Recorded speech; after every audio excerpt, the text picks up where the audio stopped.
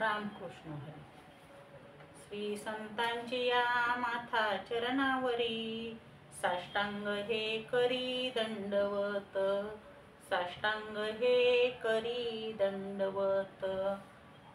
आज 19 फेब्रुवारी छत्रपती शिवाजी महाराजांची जयंती. त्यानिमित्त आपण सर्वजण येथे एकत्र जमलेलो आहोत. आजची प्रवचन सेवा छत्रपती शिवाजी महाराज यांच्या जीवनावर होत आहे. यदा यदा हि धर्मस्य ग्लानिर्भवति भारत, अभ्युत्थानम् अधर्मस्य संभवामि युगे युगे, परित्राणाय साधूनां विनाशाय च दुष्कृते, धर्म संस्थापनार्थाय संभवामि युगे युगे.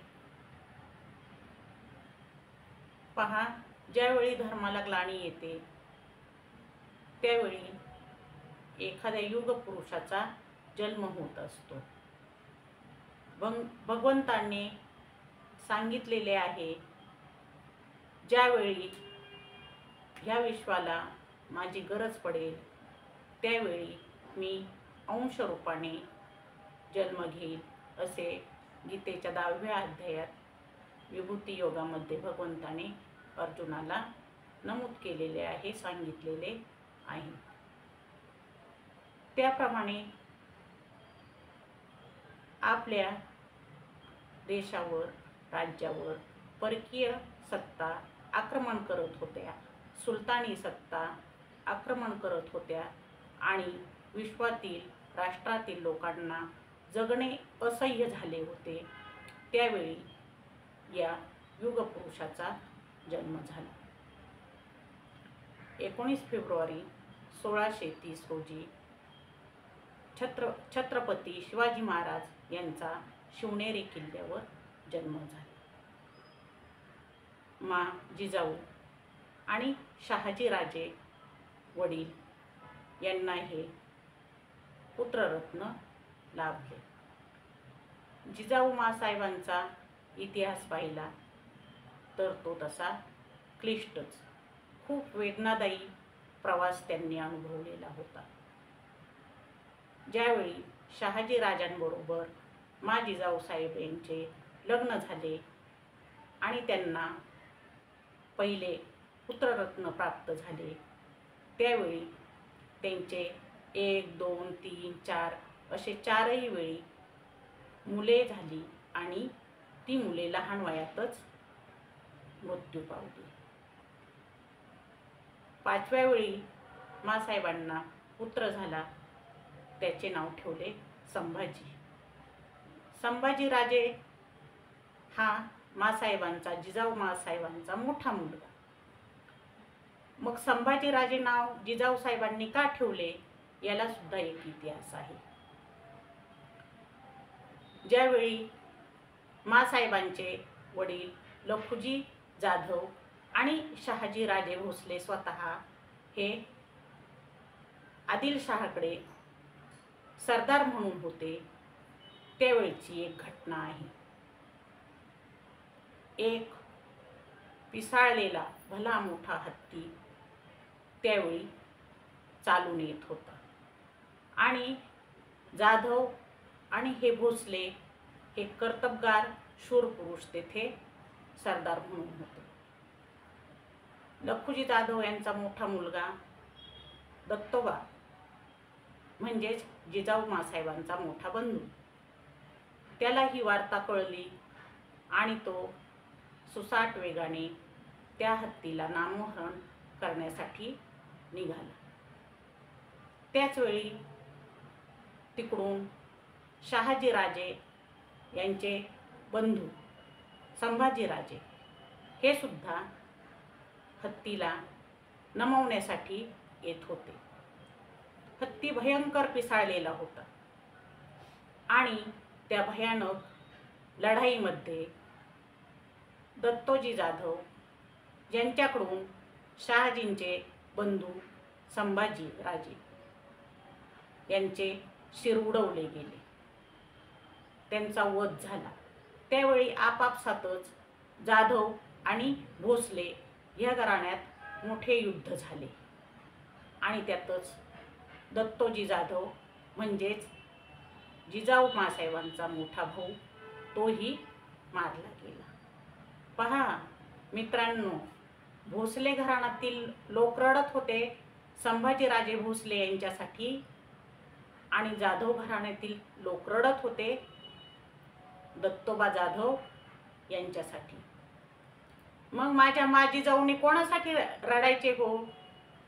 आपला मोठा भाऊ मारला गेला म्हणून, की आपल्या मालकाचा भाऊ संभाजी मारला गेला म्हणून? किती यातना त्या देहाला झाल्या असतील। आणि या अशा अनेक प्रसंगातून या जिजाऊ पुढे सावरत होत्या। त्यानंतर भोसले घराणे आणि जाधव घराणे यांच्यात जणू वैरच निर्माण झाली। माहेरची लोक आणि सासरचे लोक एकमेकांचे शत्रू झाल्यावर एका स्त्रीला किती यातनांना तोंड द्यावे लागते हे माय बहिणींनो आपल्यालाच माहीत आहे। त्यावेळी आदिलशाहला कोणीतरी जाधवांविरुद्ध भडकावले। लखुजी जाधवांना एकूण 5 पुत्र होते, त्यातील दत्तोजी गेला।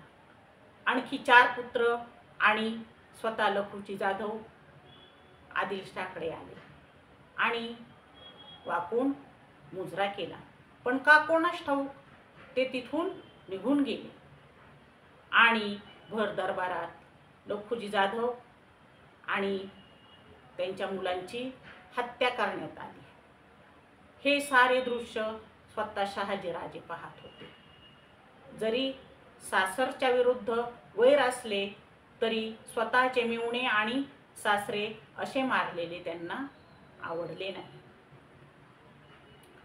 आणि ही हत्या झाल्यानंतर जेव्हा जिजाऊ साहेबांना कळाले तेव्हा त्यांच्या मनाला किती यातना झाल्या असतील आणि या यातनेतून त्यांनी कसा मार्ग काढला असेल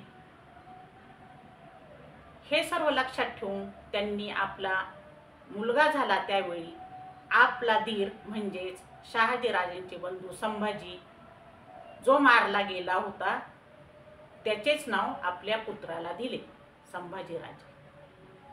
संभाजीराजानंतर त्यांना दुसरा मुलगा झाला आणि यावेळेस शिवनेरी किल्ल्यावर जिजाऊ मासाहेब होत्या।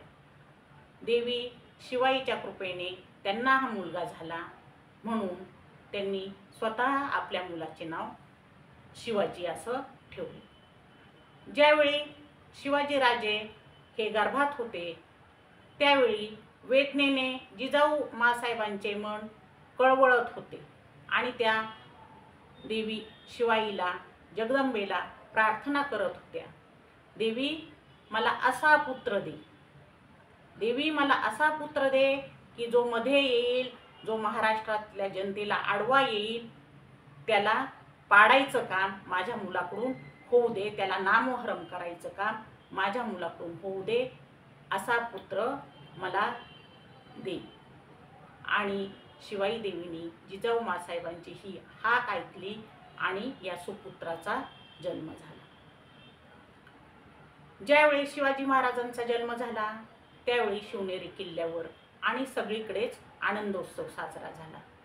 शहाजीराजांना सुद्धा ही बातमी कळाली आणि शहाजीराजे सुद्धा त्यावेळी शिवरायांना भेटण्यासाठी बालशिवबाला पाहण्यासाठी तेथे आले। सगळीकडे आनंदी आनंद झाला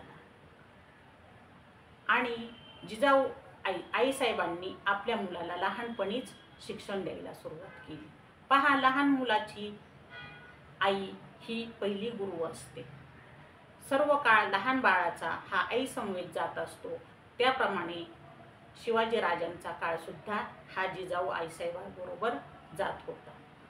त्यावेळेस जिजाऊ आईसाहेब आपल्या बालशिवबाला गोष्टी सांगत असत। त्या कोणत्या गोष्टी सांगत? श्रीरामाच्या, श्रीकृष्णाच्या, भीमाच्या, अर्जुनाच्या आणि अभिमन्यूच्या अशा मोठमोठ्या वीर योद्ध्यांच्या त्या गोष्टी सांगत असत. या गोष्टी सांगण्याचे कारण काय असेल तर या गोष्टी सांगून त्या बालशिवबाच्या मनात एक जिद्द निर्माण करत होते आणि रावणासारखे जे मनुष्य आहेत त्या रावणांना आपण कसं ओळखायचं, आपलं मन खंबीर कसं करायचं याचे जणू ते पाठ देत होत्या, धडे देत होत्या. पहा, शिवबांचे शिक्षण चालू झाले आणि या शिक्षणात त्यांना काय शिकवले जाऊ लागले. पहा, आपले आत्ताचे शिक्षण आहे, आपण 2-2.5 वर्षाच्या आपल्या बाळाला शिकवायला पाठवतो, शाळेत पाठवतो आणि मग सुरुवात होते, कोठून होते, A for apple, B for ball. पण बालशिवबाचे शिक्षण काही तसे नव्हते. बालशिवबांनी शिक्षणाला सुरुवात केली, त्या शिक्षणात अशा मोठमोठ्या गोष्टी होत्याच, पण तलवार चालवणे, दांडपट्टा चालवणे, भाला फेकणे, नीतिशास्त्र, न्यायशास्त्र, स्मृती, श्रुती आणि पुराणे यांचा अभ्यास होता. ते काय करत, ते खूप अभ्यास करत. त्यांच्या अंगी गुण होते, त्यांच्या अंगी बाणेदारपणा, धीरता, गंभीरता, विनम्रपणा आणि दुसऱ्याचे इंगित जाणणे. तसंच त्यांना गजाविषयी माहिती होती, अश्वाविषयी माहिती होती आणि रानातल्या वनस्पती ज्या औषधी आहेत त्यांच्याविषयी सुद्धा माहिती होती. त्या जाणून घेण्याची त्यांची उत्कट इच्छा असे. पहा, गुण काही जन्मजात नसतात, पण ते गुण शिकावे लागत असतात. त्या गुणांचा सरावही करावा लागत असतो. आपले आचार, आपला विचार आणि आपली दानशीलता हे गुण त्यांनी अंगीकारण्यास सुरुवात केली. ते सर्वज्ञ होते, धीर होते, गंभीर होते आणि उदार सुद्धा तितकेच होते. बालशिवबा लहानपणापासूनच अभ्यास करी. हो, प्रॅक्टिस ही करावीच लागते. कोणत्याही गोष्टीची प्रॅक्टिस करावी लागते आणि त्याच्याशिवाय काही आपल्या अंगी कोणतेही गुण येत नाही. मग ते अभ्यास किती वेळ करत, 1 तास की 1.5 तास नाही, ते अभ्यास करत 3 प्रहर. प्रहर म्हणजे काय हो, तर 1 प्रहर म्हणजेच 3 तास. म्हणजे बालशिवबा हे अभ्यास करत, सराव करत तो 9 तासांचा. आणि या अभ्यासात ते काय शिकत, शास्त्र शिकत, नीतिशास्त्र, न्यायशास्त्र आणि विज्ञानाविषयी सुद्धा ते माहिती जाणून घेत असत.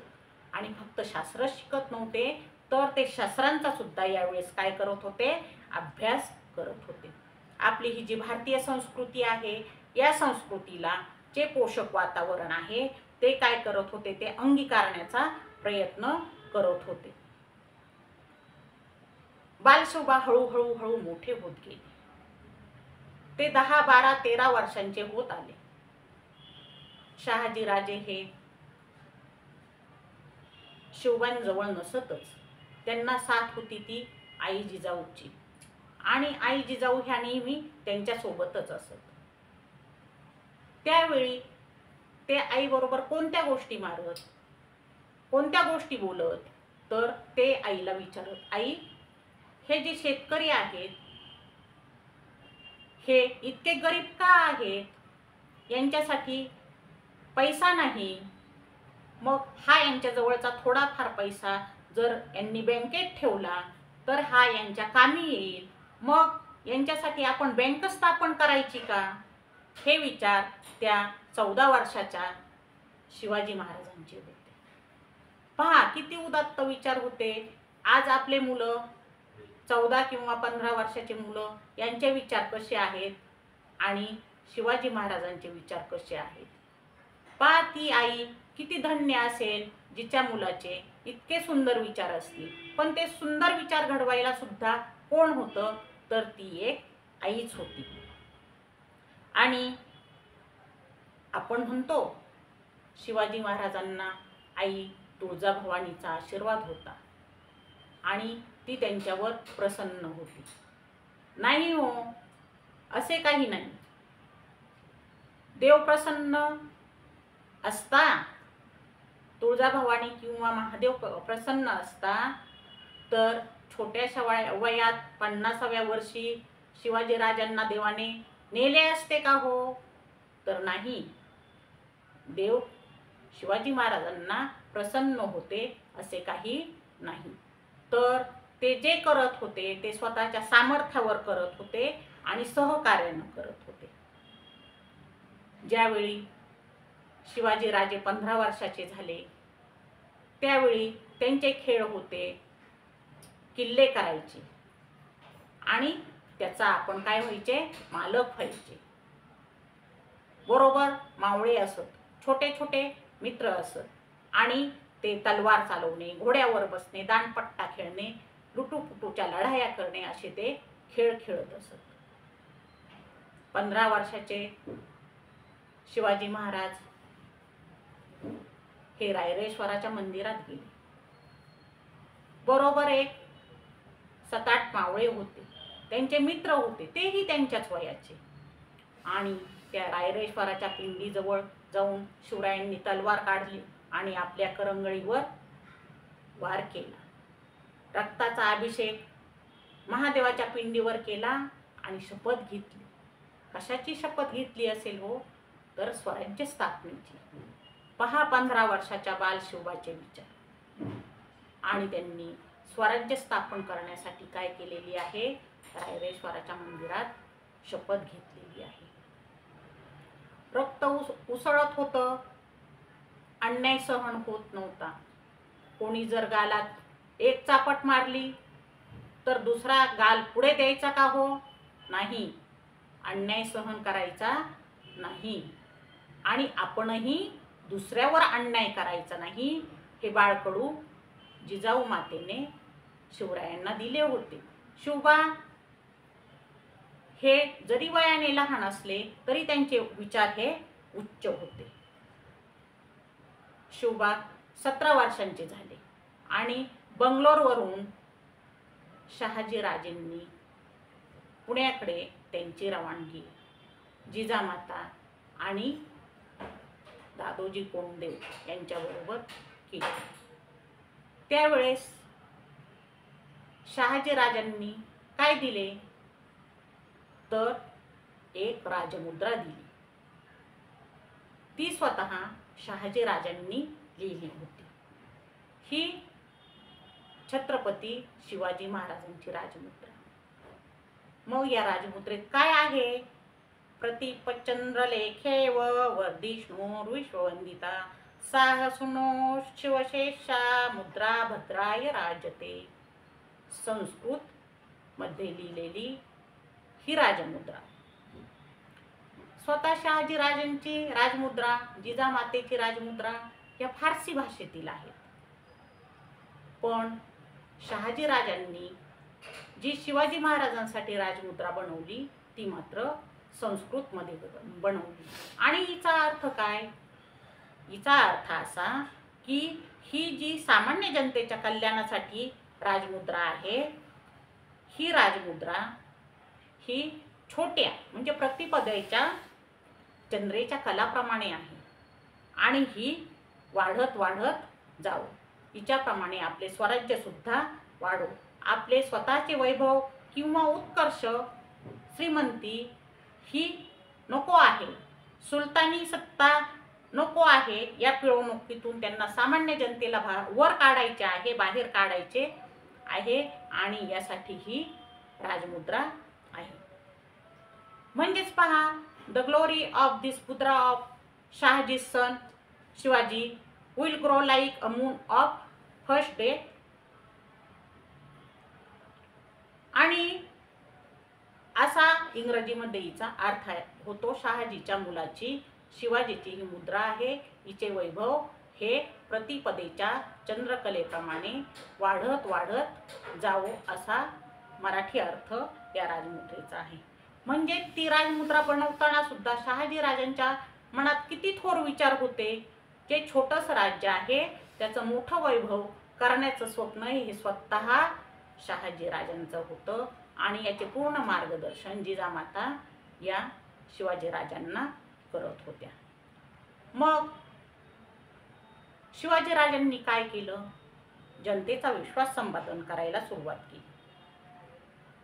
त्यांना माहीत होतं बाळाचे पाय पाळण्यात दिसतात. जर पाळण्यातच आपण एखादं बाळ पाहिलं तर ते आपल्याला कळत असतं की हे मोठेपणे काय करेल. त्याप्रमाणे आपण आता जे स्वराज्य स्थापन केलेले आहे याची सुरुवात आपण जनतेचा विश्वास संपादन करण्यापासून करायची.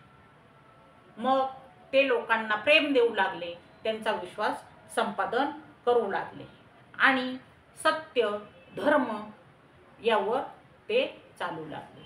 जे सत्य आहे तो न्याय द्यायचा आणि जेथे अन्याय आहे तो सहन करायचा नाही, अन्यायाला चिरडून टाकायचं. एके दिवशी एक घटना घडली.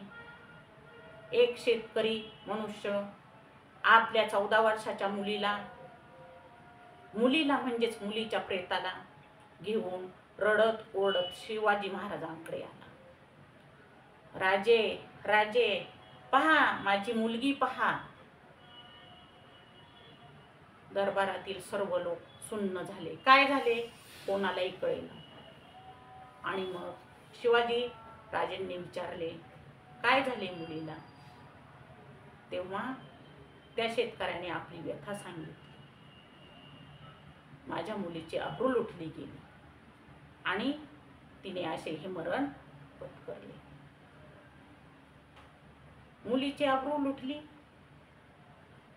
जेव्हा चौकशी केली तेव्हा शेतकऱ्याने सांगितले, रांजाचा पाटील बाबाजी भिकाजी पाटील यांनी माझ्या मुलीवर अत्याचार केले.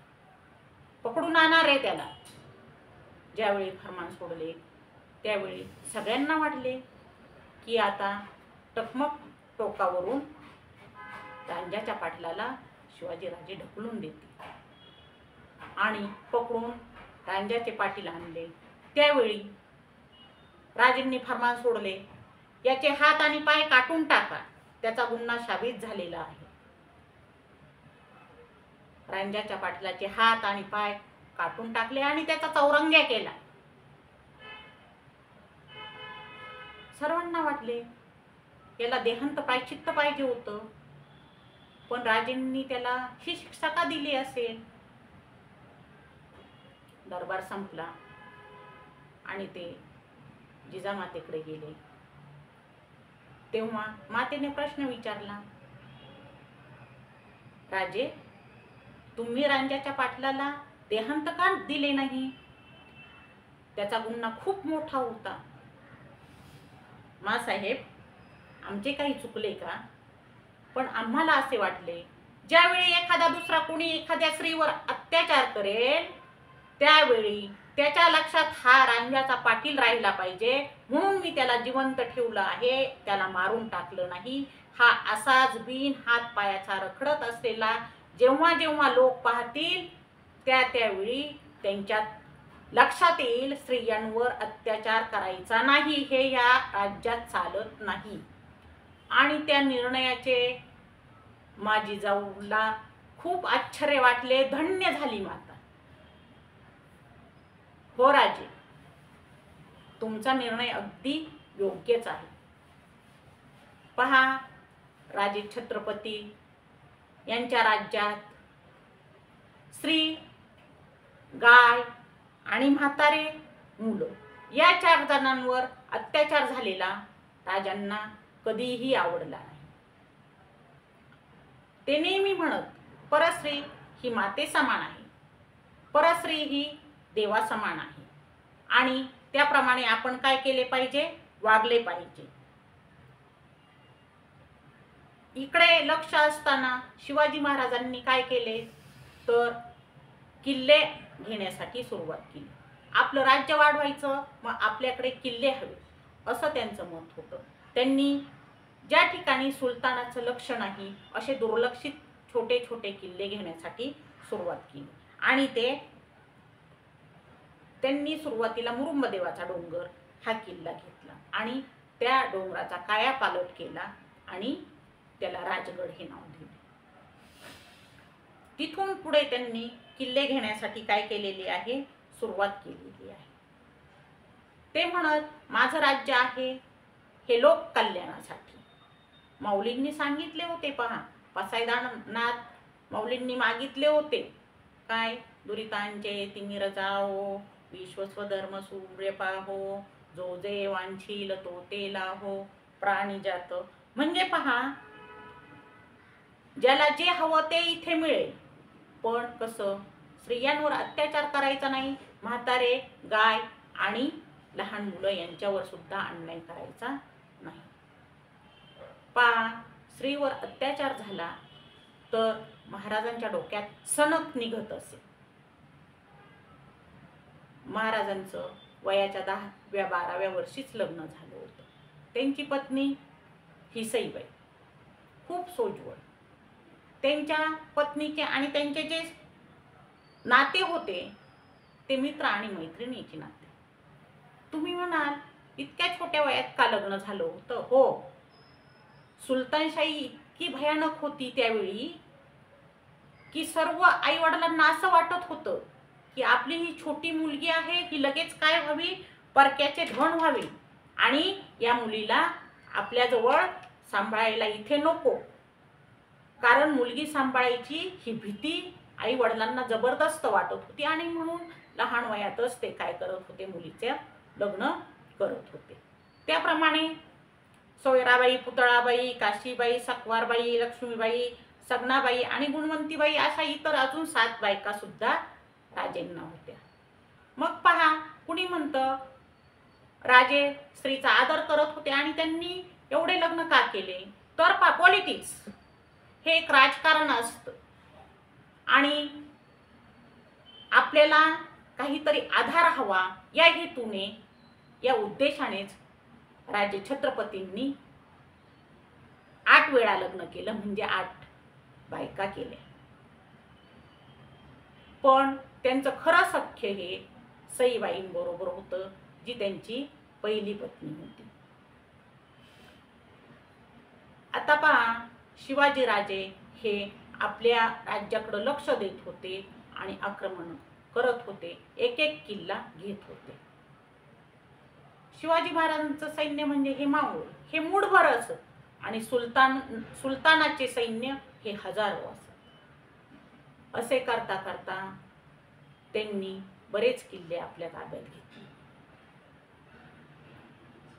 असेच किल्ले घेता घेता एक वेळ प्रसंग आला चाकणचा किल्ला. चाकणचा किल्ला होता छोटासा आणि तेथे होते 700 मावळे.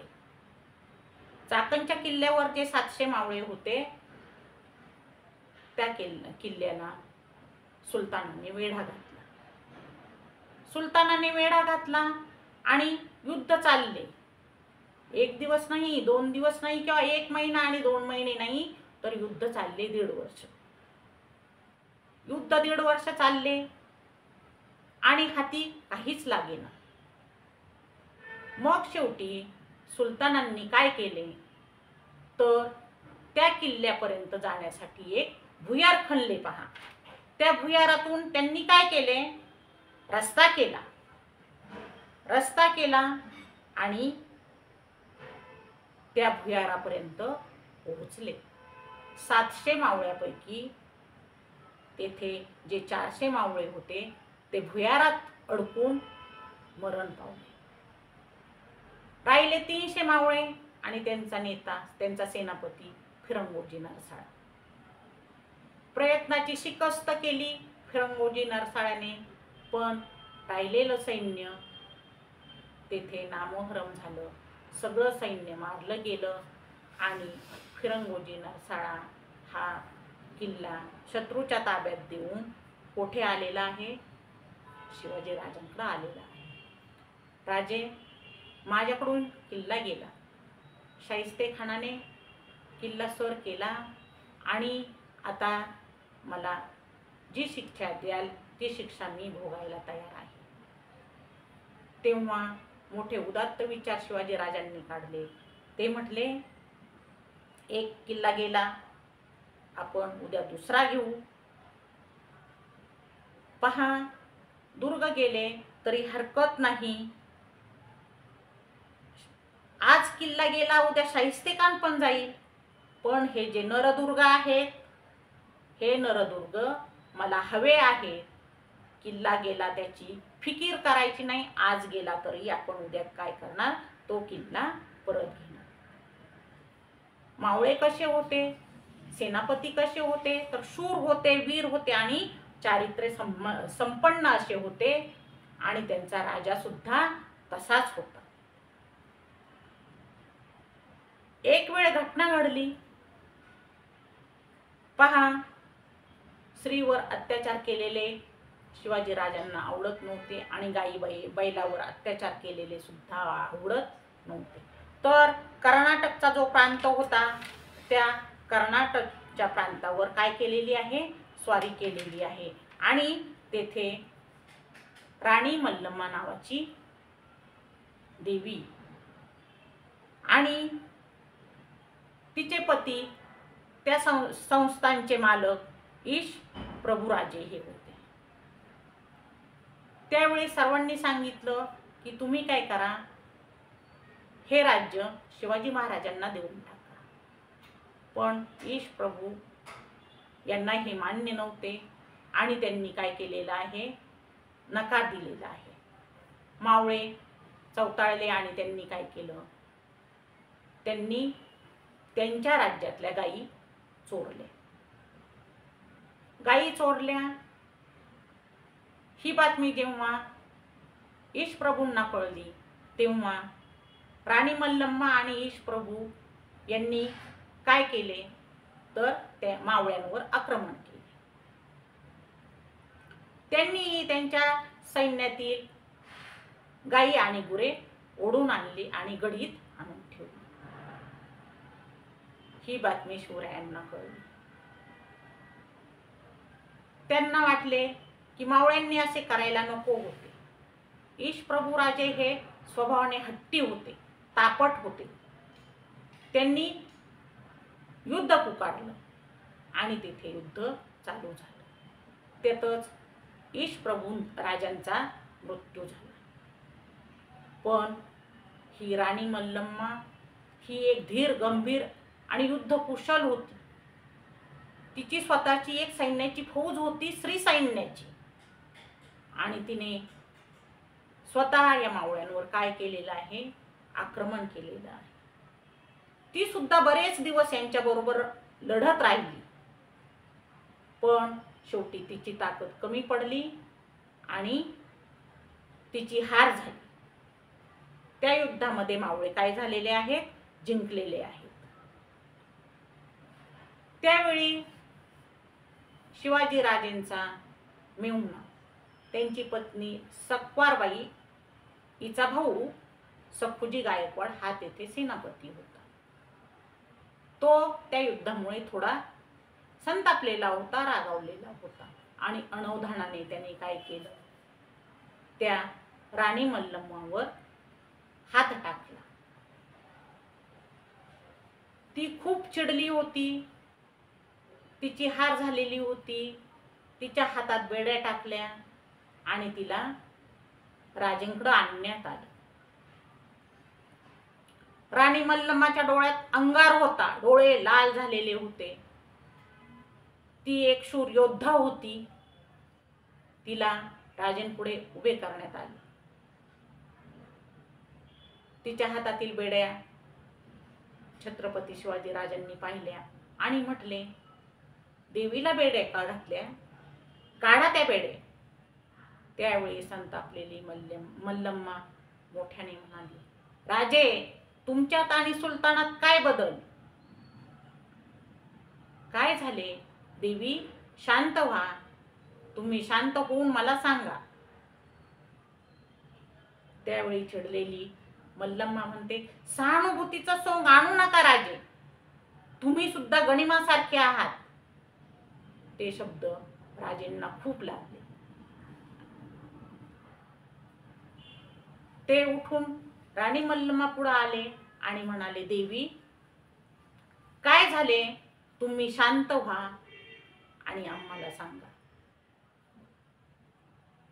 त्यांच्याकडे पाहून त्या रागावलेल्या राणी मल्लम्माचा राग कमी झाला आणि तिच्या डोळ्यात अश्रू आले.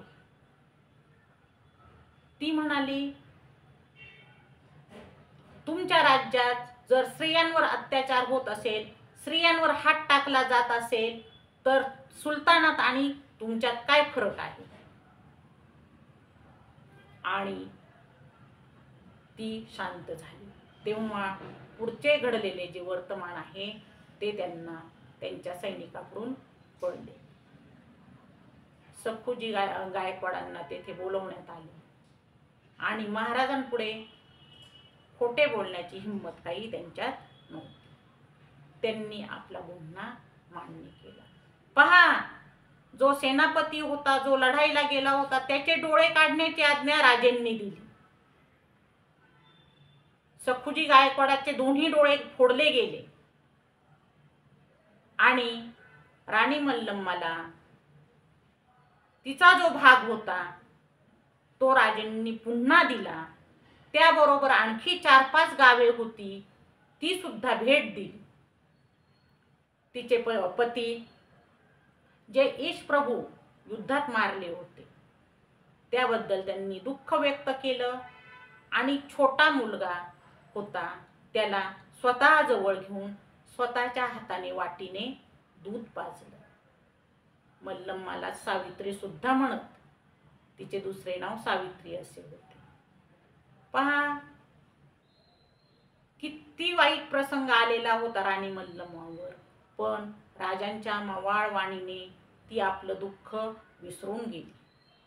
ती पुन्हा आपल्या प्रांतात परत गेली. बेलवडी हे त्यांच्या प्रांताचं नाव आणि त्या बेलवडीजवळ यादवड गावात राणी मल्लम्माने काय केलं तर जिवंत असताना आपल्या राजांचा पुतळा तिने उभारला तिच्या गावात. का तर त्यांची नेहमी आठवण राहावी आणि राजेंनी सावित्रीला म्हणजेच त्या मल्लम्माला आपली बहीण मानलं. राजेंच्या पुतळ्याजवळच तिने दुसरी अजून एक छोटीशी मूर्ती तयार केली. तिथं राजे, ती स्वतः म्हणजे मल्लम्मा आणि तिचा मुलगा, राजे तिच्या मुलाला वाटीने दूध पाजत आहेत असा सुद्धा तिने एक छोटासा पुतळा त्या पुतळ्याजवळ बनवून घेतला. हे असे आपले राजे छत्रपती हे सर्वांच्या मनात हे काय करत होते, घर करत होते आणि प्रेमाचं माणुसकीचं नातं निर्माण करत होते. मल्लम्मा आपलं दुःख थोडेच दिवसात विसरून गेली आणि तिने आपल्या प्रांताचा कारभार पुढे चालू ठेवला. दिवस जात होते. मध्ये वेगवेगळे संकट राजेंवर येत होते. आग्राला ज्यावेळी ते बादशहाच्या भेटीसाठी गेले त्यावेळी त्यांना बादशहाने काय केले, मागील रांगेत उभे केले. हा इतिहास आपल्या सर्वांना माहीतच आहे. आणि त्यांचा घोर अपमान केला आणि कपटाने त्यांना बंदी बनवले. त्यावेळी सुद्धा त्यांनी बुद्धिचातुर्याने काय केले, आपली पेटाऱ्यातून सुटका करून घेतली. पेटाऱ्यातून सुटका करून घेऊन ते पुन्हा आपल्या प्रांतात आले. ही गोष्ट बादशहाच्या मनाला खूप लागली. नेहमी शिवाजी राजांना कसं पकडावं याचा तो विचार करत असे. पहा, पन्हाळगडमध्ये शिवाजी राजे आणि त्यांचे सैन्य होते आणि त्याच वेळेस त्या गडाला काय केलेलं आहे, वेढा घातलेला आहे सिद्धी जौहरने. सिद्धी जौहरने वेढा घातला. 40,000 सैन्य होतं त्याच्याकडं आणि 6 महिने हा वेढा उठवेना. पन्हाळगडावरचं सर्व अन्नधान्य संपत आलं होतं. काय करावे, शक्तीने आता झुंज द्यायची त्यापेक्षा काहीतरी युक्ती लढवावी. मग राजेंनी काय केलं, इथून बाहेर पडण्याचा मार्ग सुचवला. त्याच वेळी शिवा काशीद नावाचा एक युवक पुढे आला आणि महाराजांना म्हणाला, राजे, दिसतो की नाही तुमच्यासारखा, पहा माझ्याकडे. त्यांनी काय केले, शिवा काशीदने सुद्धा महाराजांसारखी वेशभूषा केली. का रे, असा वेश का परिधान केलास? मी तुमच्यासारखा दिसतो ना? हो रे, तू खरंच माझ्यासारखा दिसतो. मग तुम्ही आता निश्चिंत व्हा राजे, आता मी पालखीत बसून खाली जातो. सिद्धी जौहरला काय माहीत मी शिवा काशीद आहे की शिवाजी राजे आहे ते. अरे पण तू मारला जाशील. तुमच्यासाठी मी मरणाला तयार आहे. आपल्या राज्यासाठी मी मरणाला तयार आहे. आणि शिवा काशीद एका पालखीत बसला आणि सिद्धी जौहरच्या छावणीमध्ये ती पालखी नेण्यात आली. त्याच वेळेस 600 मावळे घेऊन राजे शिवाजी दुसऱ्या रस्त्याने गडाच्या मागच्या बाजूने गड उतरले आणि विशाळगडाकडे गेले. शिवाजी आला ह्या गोंधळात सिद्धी जौहर आणि त्याचे सैन्य होते आणि त्या गोंधळातच राजेंनी विशाळगडाकडे काय केले, पलायन केले. निवडक 600 सैन्य पहा, हे घोड्यांवर पळत होते. आता हा रस्ता शेतातला, रानातला, अरण्यातला आणि हे अंतर खूप मोठं होतं. संध्याकाळी ते पळायला लागलेले आहेत पहा. आणि पुढे 13 किलोमीटरचे एक अंतर राहिलेलं आहे विशाळगडाचं.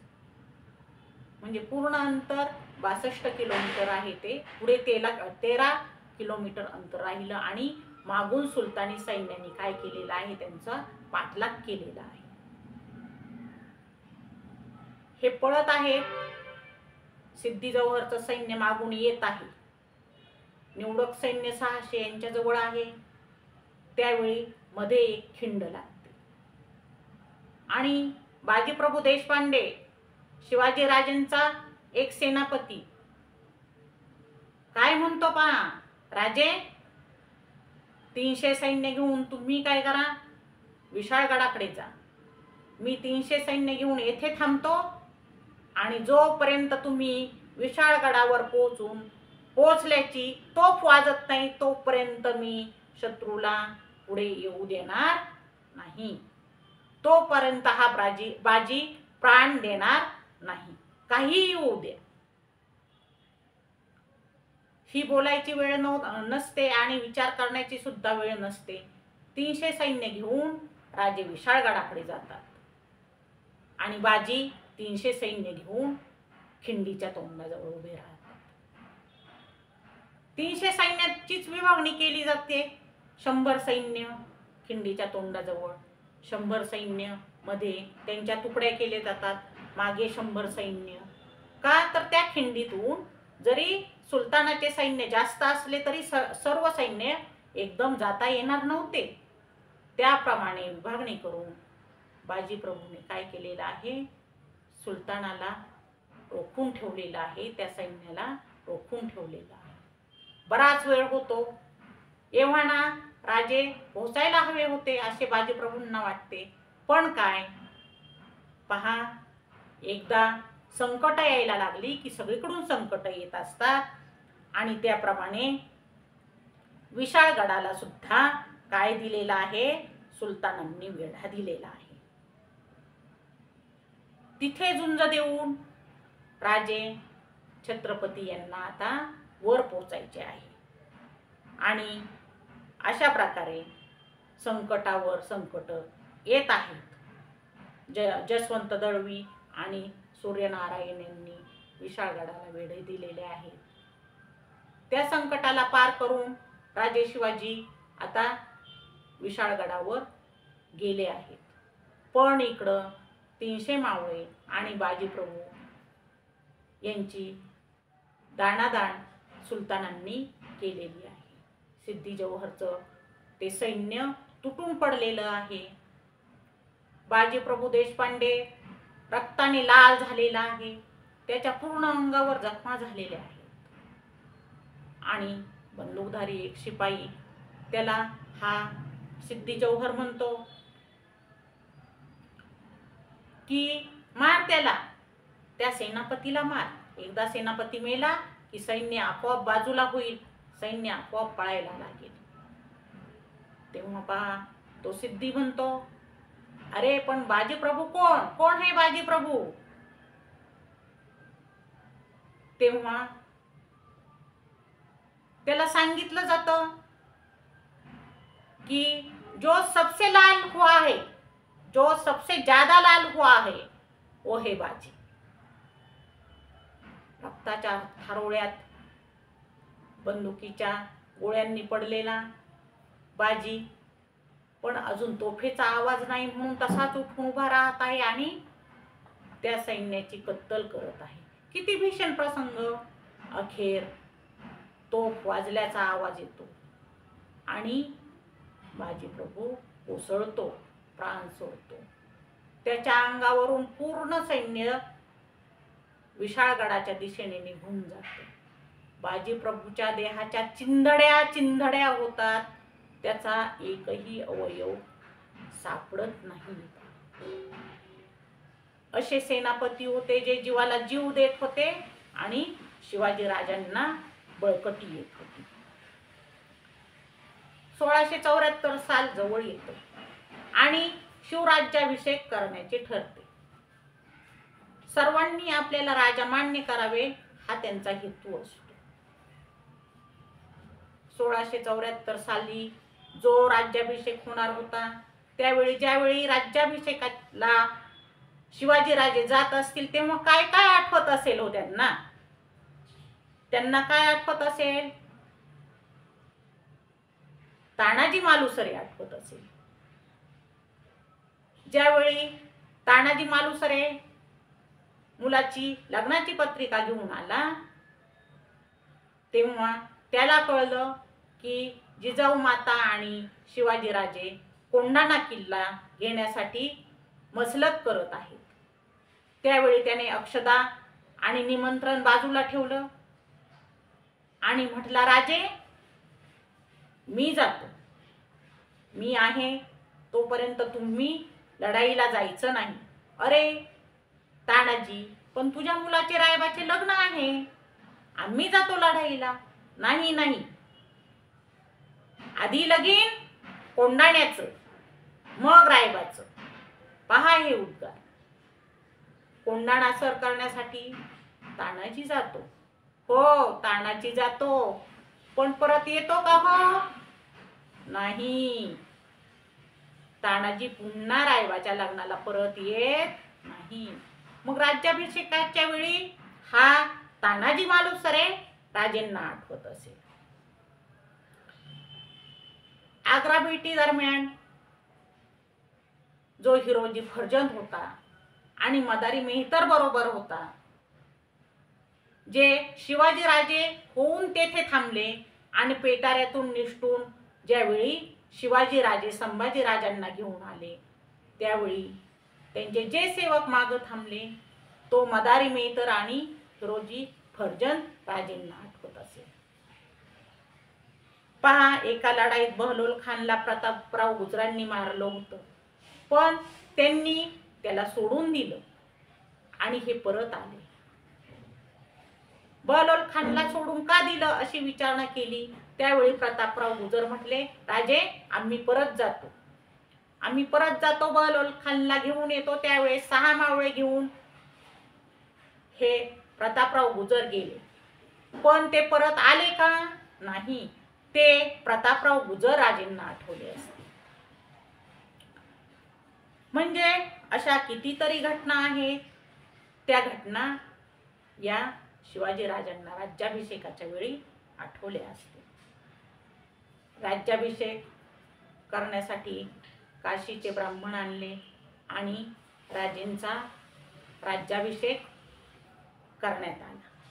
1674 ला हा राज्याभिषेक झालेला आहे. आणि आता ते छत्रपती शिवाजी राजे झालेले आहेत. तर पहा, छत्रपती राजेंचे जे नाव आहे ते नावच कसे आहे पहा.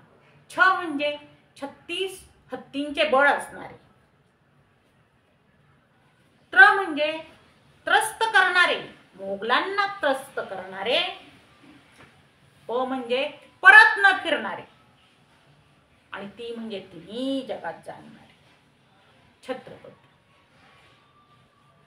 शी म्हणजे शिस्तप्रिय, वा म्हणजे वाणीचे तेज, आणि जी म्हणजे जिजाऊचा पुत्र शिवाजी. म म्हणजे काय? महाराष्ट्राची शान. हा म्हणजे कधीही हार न मानणारे.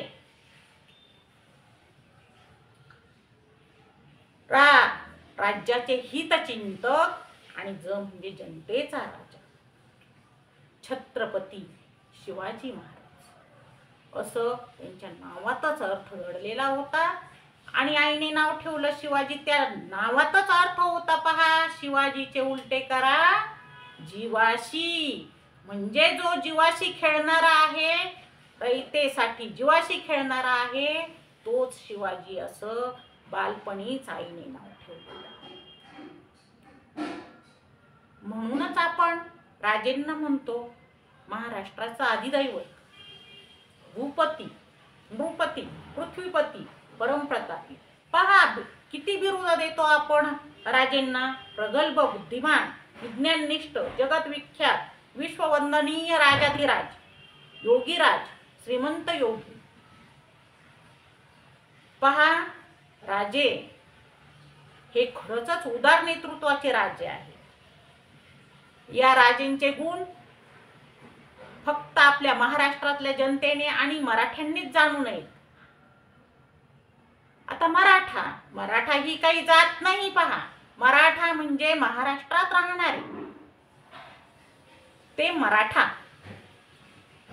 सध्याचे युग हे जाती जातीत भरडले जात आहे, तर हे चुकीचे आहे. शिवाजी राजांच्या पदरी मुस्लिम सुद्धा लोक होते. त्यांनी मुस्लिमांना सुद्धा आश्रय दिलेला आहे. इब्राहिम खान नावाचा त्यांचा एक सेनापती होता. जातीभेद न मानणारे असे हे राजे छत्रपती होते. पण आता आपण त्यांचे वचन सोडून दिले आहेत आणि जातीपातीत अडकून पडलेलो आहेत. पहा, जात म्हणजे काय? जी शेवटी घेऊन जाते ती जात. त्यामुळे जातीभेद करू नका. आपण सर्व एक आहोत. माणूस ही आपली जात आहे, हे सर्वांनी लक्षात ठेवा. शिवजयंतीच्या निमित्ताने आज याचे स्मरण करा. आपली सर्वांची जात आहे माणूस. यापेक्षा वेगळी जात आपली कुणाचीही नाही. कसे होते शिवाजीराजे? तर रुद्राचा अवतार तो वाघाचा ठसा होता. विचारा त्या सह्याद्रीला आणि विचारा त्या सागर लहरींना, माझा शिवाजीराजे कसा होता. शूर, नीतिवंत आणि बुद्धिमंत. शिवाजीराजांना आपण कितीही नावं द्या, कितीही उपाधी लावा, तरी राजेंना लावलेल्या उपाधी ह्या कमीच पडतील. पहा, ज्यावेळी लाल महालात शाहिस्तेखान होता पुण्यातील, आणि त्या लाल महालाजवळ एक वरात चालली होती लग्नाची. लाल महालाजवळ कोणालाही यायची हिम्मत नव्हती. तिथं सुलतानाचं सैन्य होतं. त्या लग्नाच्या वरातीमध्ये घुसून शिवाजीराजे त्यांचे थोडेसे सैन्य घेऊन लाल महालात शिरले. लाल महालात शिवाजीराजे शिरले आणि त्यांनी काय केलं? त्यांनी तलवारीने एकाला मारलं. त्यांना वाटलं तो शाहिस्तेखान असावा. नाही, पण तो त्याचा मुलगा होता. सगळीकडे आरडाओरड सुरू झाली. शिवाजी आला, शिवाजी आला, सगळे ओरडत होते. आणि शाहिस्तेखान घाबरला. शाहिस्तेखान झोपलेला होता. तो पळायला लागला. एका खिडकीच्या दारातून तो जात होता आणि त्याच वेळी शिवाजीराजांनी काय केलं? वार केला. शाहिस्तेखानाची 3 बोटे कापली गेली. ही गोष्ट तर आपल्या सर्वांनाच माहीत आहे. आरडाओरडा झाला. शाहिस्तेखान पळून गेला आणि त्यावेळी शाहिस्तेखानची बहीण शाहिस्तेखानाजवळ ओरडत आली आणि शाहिस्तेखानाला म्हणाली, गजब हो गया, गजब हो गया. मेरी बेटी किधर है, मेरी बेटी किधर है. आणि ती मुलीसाठी ओरडू लागली. ती शाहिस्तेखानाला म्हणाली, माझी मुलगी शिवाजीने नेली. तेव्हा शाहिस्तेखान तिच्यावर ओरडला, पगली, ऐसा कभी नहीं हो सकता. शिवाजी किसी की गर्दन छाट सकता है, किसी के उंगली तोड़ देती है, लेकिन वो किसी के बेटे को हाथ नहीं लगाता. पहा, शत्रू होते ते, दुश्मन होते, परंतु शिवाजी राजेंबद्दल त्यांचा किती विश्वास होता की एखाद्याच्या मुलीला शिवाजी राजे कधीच हात लावणार नाही. हा विश्वास मुघलांमध्ये सुद्धा राजेबद्दल होता. ज्यावेळेस राज्याभिषेक झाला आणि ही बातमी औरंगजेबाला कळली, त्यावेळी त्याच्या अंगाचा तिळपापड झाला. तो काय म्हणतो? तो म्हणतो, अरे, हा आपला शत्रू, हा राजा झाला. मैं तो उसे पहाड़ का चूहा समझ लिया था, पर वो राजा हो गया. यह सब फिजूल है. शहजादे, चंदा जो कानून के खून में कभी शिकस्त नहीं देखा,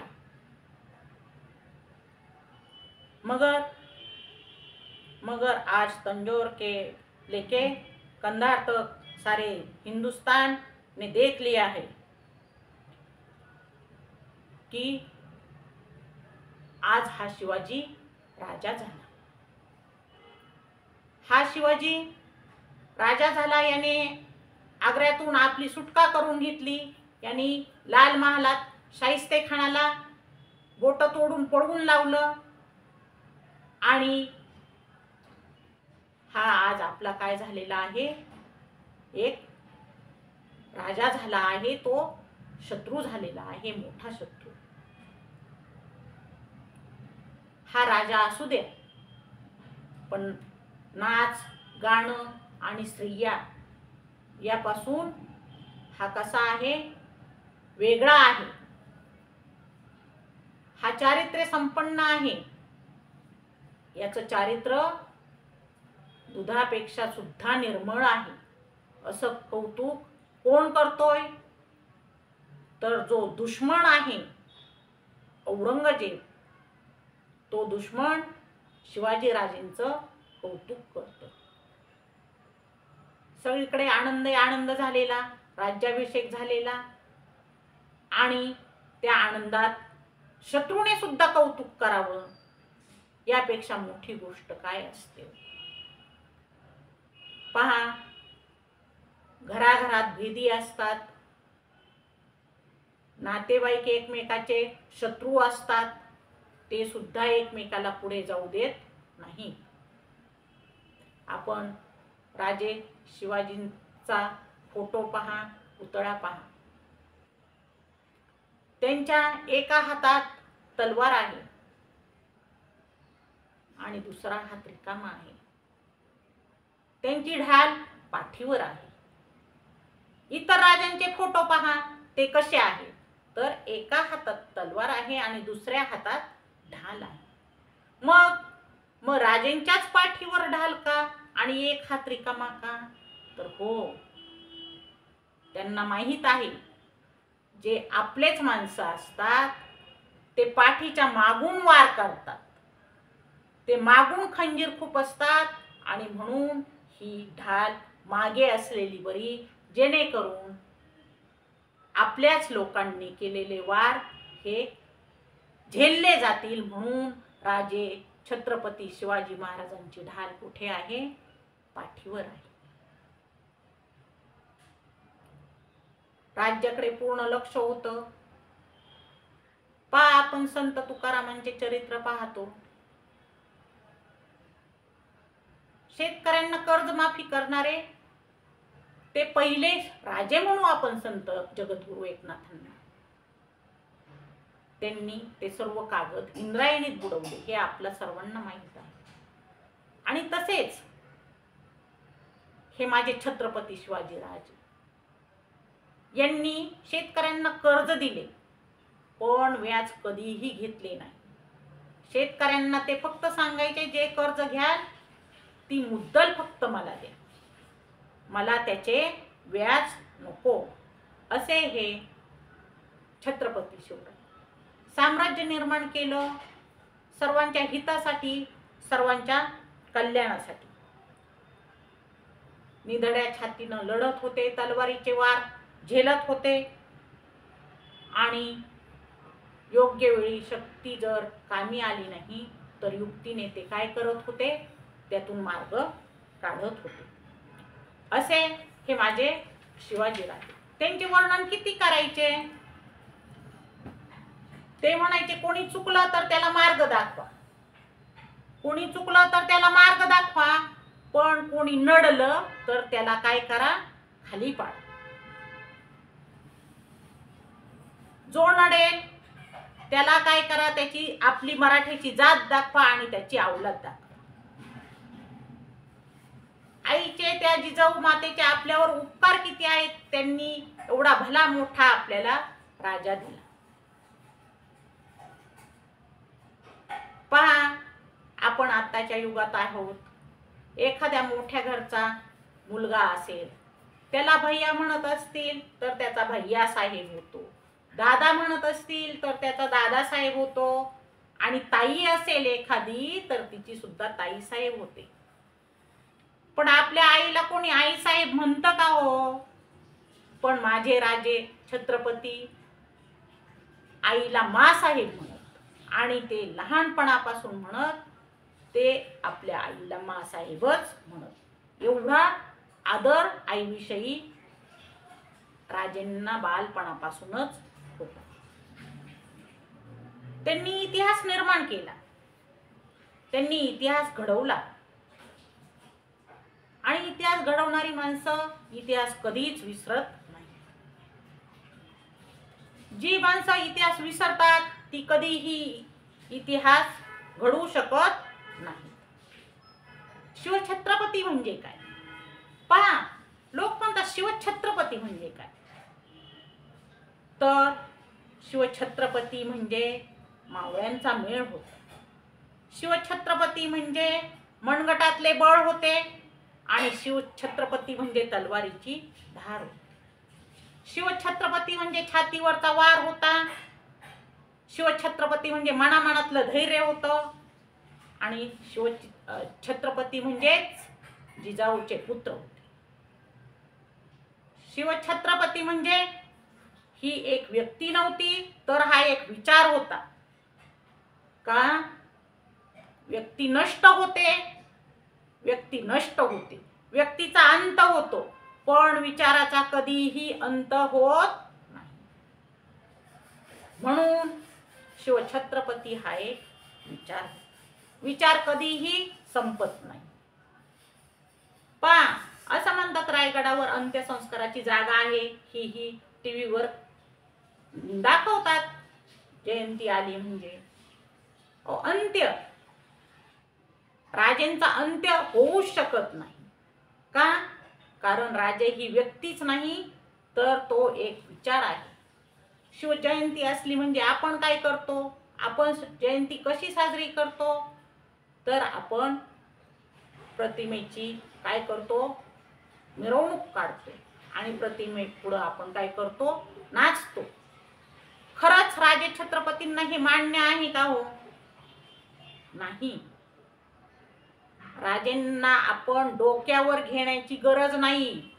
अहो, गरज आहे राजेंना तुम्ही डोक्यात घेण्याची. डोक्यात राजेंचे विचार तुम्ही डोक्यात घ्या आणि तुम्ही त्या मार्गाने चला. तीच त्यांना काय आहे, खरी अभिवादन आहे आणि तीच त्यांची खरी काय आहे, जयंती आहे. पहा, राजे शूर, वीर आणि धाडसी आहेत हे तर आता आपल्याला कळलंच आहे. पण राजांच्या अंगी गुण आहेत. राजांच्या अंगी गुण आहेत. तर हा गुण आहे एक धैर्य आणि धाडस. धाडसाने त्यांनी काय केलेलं आहे पहा. प्रतापगडाच्या पायथ्याला ज्यावेळी अफजल खानाने भेट घ्यायचं ठरवलं, त्यावेळी त्यांनी भेट घेत असलेल्या अफजल खानाने ज्यावेळी त्यांना मिठीत घेऊन मान दाबण्याचा प्रयत्न केला आणि खंजीर खुपसण्याचा प्रयत्न केला पाठीत, त्यावेळी धैर्याने माझ्या राजेंनी काय केलं, वाघनख्या घालून अफजल खानाचा कोथळा काढला आणि अफजल खानाला मारलं, ठार केलं. किती धाडस, मोठा गुण आहे हा त्यांच्या अंगचा. हुशारी आणि युक्ती. पहा, त्यांच्या अंगी हुशारी होती. ज्यावेळी पन्हाळगडला वेढा दिला, आत्ताच आपण सांगितलं, त्यावेळेस ते मोठ्या हुशारीने विशाळगडाकडे त्यांनी कूच केलं. त्यांच्या अंगात सकारात्मकता होती, आत्मविश्वास होता. आग्र्याला त्यांना बंदी बनवून ठेवलं, पण ते कधीही नकारात गेले नाहीत, खचले नाहीत. त्यांनी मिठाईचे पेटारे आजारी आहे, मौलवींना वाटायचे असे ठरवले. बरेच दिवस ते पेटारे पाठवत राहिले आणि पेटाऱ्यांची आता तपासणी होत नाही हे ज्यावेळी लक्षात आलं, त्यावेळी त्यांनी त्या मिठाईच्या पेटाऱ्यांमधून काय केलेलं आहे, साधूच्या वेशात त्यांनी पलायन केलेलं आहे. संभाजीराजेंना घेऊन स्वतःची सुटका करून घेतलेली आहे. का तर आपण इथून निसटणार हा त्यांच्यात काय होता, आत्मविश्वास होता. त्यांच्या अंगात नेतृत्वाचा गुण होता, ते सहकार्य घेत होते. त्यांनी रायगडचा किल्ला हा तयार करून घेतला, तडबंदी करून घेतली, सहकार्याने घेतली आणि स्वतः नेतृत्व करून तो एक विशाल असा गड त्यांनी काय केलेला आहे, बनवलेला आहे. त्यांच्या अंगात नवकल्पना होती. ज्यावेळेस आक्रमण होत होते ते सागरी मार्गाने होत होते हे त्यांनी निहाळलं होतं आणि म्हणून ती एक कल्पना त्यांच्या डोक्यात होती. त्यावेळी त्यांनी काय केलेलं आहे, जलदुर्ग बांधलेले आहे आणि त्या सागरातून जे हल्ले होत होते ते काय केलेले आहेत, रोखलेले आहेत. त्यांच्या अंगात आणखी गुण होता लोक कल्याणाचा आणि न्यायाचा. पहा, आत्ताच आपण उदाहरण घेतले होते. राणी सावित्री म्हणजेच आपली राणी मल्लम्मा आणि शेतकऱ्याची मुलगी ज्या पाटलाचा त्यांनी चौरंगा केला, अत्याचार केला म्हणून ते उदाहरण आपण आत्ताच सांगितलेले आहे. हे असे गुण राजेंच्या अंगी होते आणि म्हणून ते काय करत होते, ते सर्वांचे आवडते होत होते. ते न्यायाने राज्य करत होते. पहा, या भूमंडळाचे ठाई भूरक्षी ऐसा नाही. त्यांचं वर्णनच असं आहे. पहा, त्यांनी रयतेसाठी खूप सहकार्य केलेलं आहे, खूप लढाया केलेल्या आहेत आणि हे राज्य व्हावं ही श्रींची इच्छा आहे असं त्यांनी सांगितलं आहे. पहा, देव असतो तो दीनदुबळ्यांचा वाली असतो. गरिबांचा कैवारी असतो, है की नाही, तो धरतीचा आणि स्वर्गाचा असा रयतेचा वाली असतो, असा हा आपला राजे छत्रपती देवच म्हणावे लागेल. आपण जयंती साजरी करतो आणि ती विसरून जातो. पण पहा, तसे करू नका. शिवछत्रपतींच्या अंगी असलेले जे गुण आहेत त्यातला एखादा तरी गुण आपण काय करा, अंगात बांधा घ्या. अन्याय सहन करू नका आणि आपण न्यायाने वागा. समर्थ रामदासांनी सुद्धा राजे शिवाजी यांचे वर्णन केलेले आहे. समर्थ रामदास म्हणतात, निश्चयाचा महामेरू, बहुतजनाशी आधारू, अखंड स्थितीचा निर्धारू.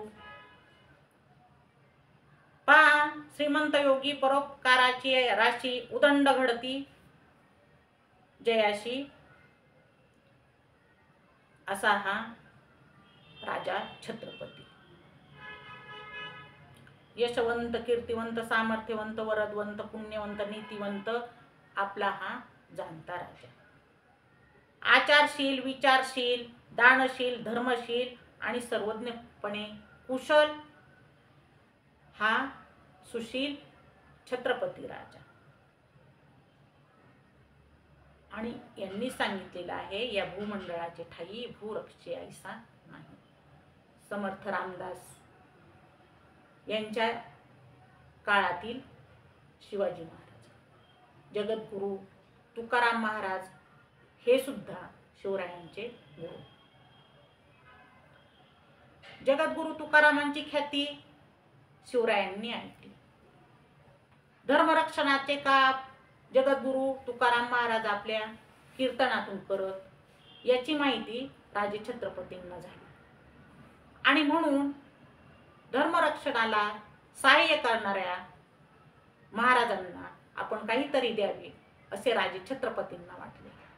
त्यांनी आपले सेवक राजांकडे पाठवले, नजराणा घेऊन, भेट घेऊन. सेवक जगद्गुरु तुकारामांकडे आले आणि त्यांनी सांगितलं, राजे छत्रपतींनी आपल्यासाठी नजराणा दिला आहे, हा घ्या.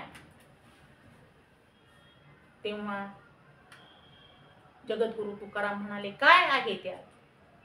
सेवकांनी सांगितले, हे दाग दागिने आणि जड जवाहीर आहे. त्यावेळी जगद्गुरु तुकाराम यांनी सांगितलं, तुमचे ये वित्त धन असे आम्हा मृत्तिके समान. कंठी मिरवा तुळशी, व्रत करा एकादशी. तुम्ही जर या धनापेक्षा आम्हाला जर काही तुळशीच्या माळा पाठवल्या असत्या तर आम्ही धन्य झालो असतो. आम्हाला ह्या नजराण्याची काही गरज नाही.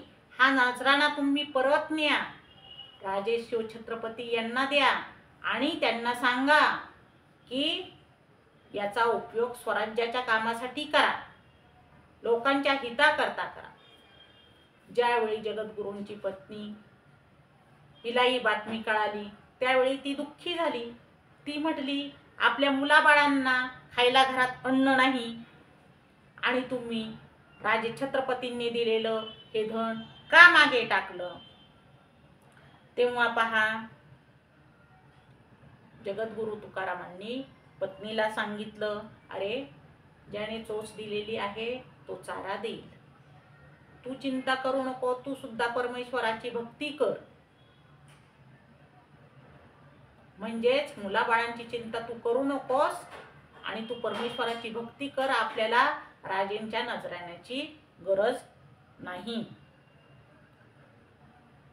वीज जेव्हा चमकते तेव्हा पावसाला पडावेच लागते, असे बोधक वाक्य जगद्गुरूंनी पत्नीला सांगितले आणि सांगितले, तू काय कर, हे सर्व सोडून दे.